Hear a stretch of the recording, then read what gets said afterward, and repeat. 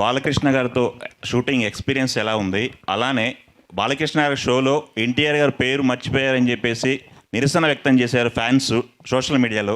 అది మీ దృష్టికి వచ్చి ఉంటుంది కదా, ఇద్దరితో వర్కింగ్ ఎక్స్పీరియన్స్ ఎలా ఉంది? ఫ్యాన్స్కి ఏం చెప్పదలుచుకున్నారు?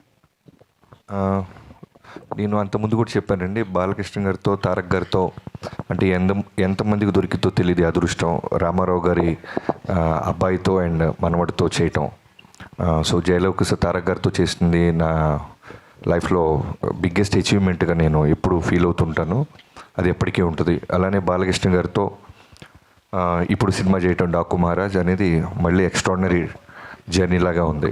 సో ఇద్దరిలో కామన్ పాయింట్స్ చాలా ఉంటాయి. బట్ మొన్న ఎవరు అడిగినప్పుడు నేను చెప్పింది ఏంటంటే, ఫ్యాన్స్ని చాలా ఓన్ చేసుకుంటారు. అంటే వాళ్ళ ఫ్యామిలీలో జరిగిన ఇన్సిడెంట్స్ అయి ఉండొచ్చు, ఎవరైనా వాళ్ళు జర్నీ చేస్తుంటే ఫంక్షన్లకు వచ్చి వెళ్తున్నా, లేదు బాలయ్య బాబు గారు కూడా షూటింగ్ ఎవరైనా ఆయన దూరంలో మేము జైపూర్లో ఉన్నప్పుడు వచ్చిన, మారేడుమిల్లి అప్పుడు వచ్చిన ఆయన కోప్పడుతుంటారు. ఏంట్రా అంటే దాని రీజను, ఇంత జర్నీ చేసి వచ్చారు వాళ్ళు సేఫ్కి వెళ్తారా లేదా అని. సేమ్ తారక్ గారు కూడా మేము పూణేలో చేస్తున్నప్పుడు ఫ్యాన్స్ ఎవరైనా వస్తుంటే మ్యాక్సిమం అవాయిడ్ చేసేవాళ్ళు. ఏంటంటే ఓ రోజు చెప్పారు, బాబీ మనం అంతా ఇక్కడ కంఫర్టబుల్గా ఉంటాం, వాళ్ళు పాప నాతో ఫోటో దిగడానికో లేదా నాతో దూరంగా చూడటానికి వస్తుంటారు, మళ్ళీ వాళ్ళు వెళ్ళేదాకా నాకు బ్యాక్ ఆఫ్ ద మైండ్ అది ఉంటుంది అని.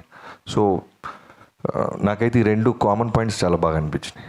అంటే బాబీ గారు ఒక్క నిమిషం, బాబీ గారు అదే ఈ షోలో ఎన్టీఆర్ పేరు ప్రస్తావించొద్దని ముందే మీకు సజెస్ట్ చేశారని తెలిసింది, అది నిజమేనా? ఏంటి? అంత డ్రామా జరగలేదండి, దాన్ని కవర్ చేయాల్సిన అవసరం కూడా లేదు. అవి ఏమి లేవు. అంటే కావాలి స్లైడ్ అయిన ఫొటోస్ని అడిగారు బాలయ్య బాబు గారు, వాటికి నేను సమాధానం చెప్పాను. ఓకే, అంతే జరిగింది.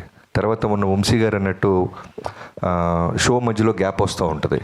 ఆ గ్యాప్ మధ్యలో ఒక క్యారెక్టర్ ఏదన్నా ఏదో ఒక సినిమా ఒకటి ఏదన్నా ఇలా ఉన్న సినిమాలో మా తారక్ అయితే చాలా బాగుంటాడు అని నాతో వంశీ గారితో అన్నారు ఆయన. అది అంటే రికార్డెడ్ ప్రోగ్రామ్ కాకపోవడం వల్ల అది బయటికి రాలేదు అంతే. తర్వాత ఆయనకి జైలో కూసిన సినిమా చాలా ఇష్టం. సో దాని గురించి కూడా నాతో 2-3 సార్లు మాట్లాడారు. సో అవేమీ లేవు. అనవసరంగా చిన్నదాన్ని మనమే పాపం అనవసరంగా ఒక ఫ్యామిలీ ఇష్యూని మనం పెద్ద చేస్తుంటాం అంతే. బాబీ గారు ఒక్క క్వశ్చన్ అండి.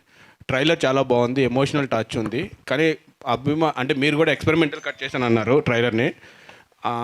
బాలకృష్ణ ఫ్యాన్స్ బీసీ సెంటర్స్ వాళ్ళందరూ డైలాగ్స్ ఎక్స్పెక్ట్ చేస్తారు. ఆ డైలాగ్స్ లేకుండా మీరు ట్రైలర్ కట్ చేశారు. ఇది మీ ఐడియానా లేదు అంటే బాలకృష్ణ గారు చెప్పారు? బాలకృష్ణ గారు ఏది చెప్పరు బ్రదర్, మళ్ళీ చెప్తున్నా, కంప్లీట్లీ నా ఐడియాలజీయే. సినిమా ఎలా ఉండాలి, ఎలా అప్రోచ్ అవ్వాలి అని.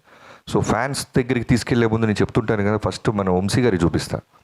ఆయన రియాక్షన్ బట్టి నాకు అర్థమైపోద్ది. ఎందుకంటే అక్కడ ఉన్న ఫ్యాన్స్ కన్నా డై హార్ట్ ఫ్యాన్ అయినా, చాలా హార్డ్ కోర్. సో చూడంగానే నేను ఎక్స్పెక్ట్ చేసిందంటే ఈవెన్ డైలాగ్తో కూడా వర్షన్ ప్యారల్ రెడీ చేస్తున్నాను నేను. చూపించగానే చూపించగానే వెంటనే ఏంటంటే అదిరిపోయింది గురు అన్నారు. గురు నువ్వు చూసేవా క్లియర్గా అన్న, అదిరిపోయింది గురు అన్నారు. డైలాగ్ లేదు అన్న, అవునా అవసరం లేదే చాలా బాగుంది, బాలయ్యబాబుతో ఇలా కొత్తగా వెళ్దాం అన్నారు. సేమ్ ఫ్యాన్స్ కూడా రిలీజ్ అవ్వగానే నేను చూస్తూ ఉన్నాను ట్విట్టర్ స్పేస్ అంతా, అందరూ కూడా చాలా పాజిటివ్గా అప్రిషియేట్ చేశారు.